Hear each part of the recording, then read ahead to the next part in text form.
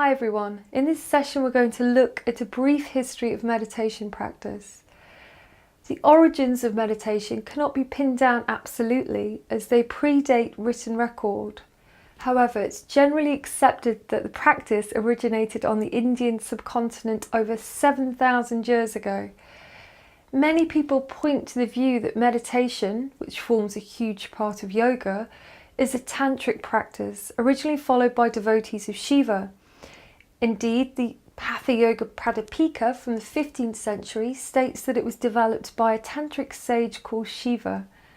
Other written sources, such as the Shiva Samhita, claim the same thing. That is why in India, Shiva is called the king of yoga. He is believed to have lived on the subcontinent during the first Vedic Aryan invasion of India over 7,000 years ago.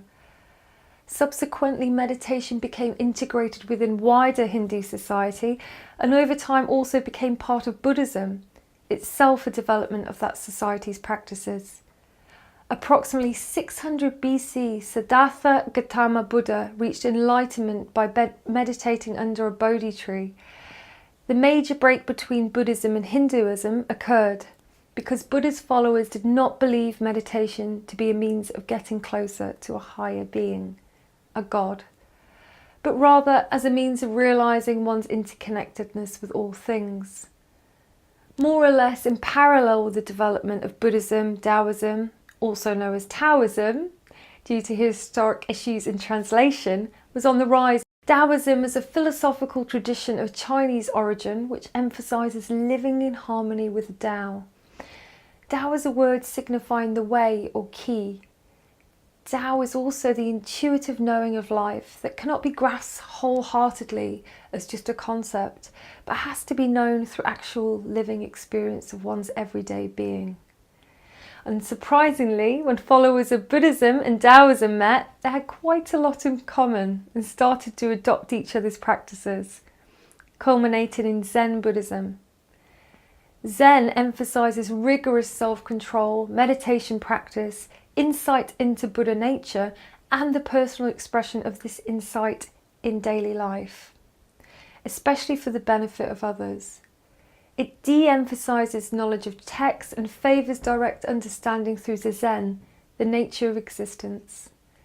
In more recent times, the developed countries of the world are seeing an increase in the number of people that do not follow a specific religion. This has led to the growing popularity of mindfulness, a practice not directly tied to a faith. It's generally open to all. Mindfulness advocates bringing one's attention to the internal and the external experiences occurring in the present moment. This course attempts to honour what has come before.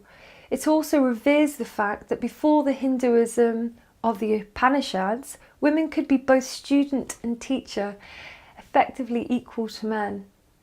Luckily, many of us are now in a position whereby meditation and other practices can again be led by people of all genders, free from the need to attach to any religion. Please remember that meditation in its own right is not a religious act. It's open to everybody, no matter what their background is.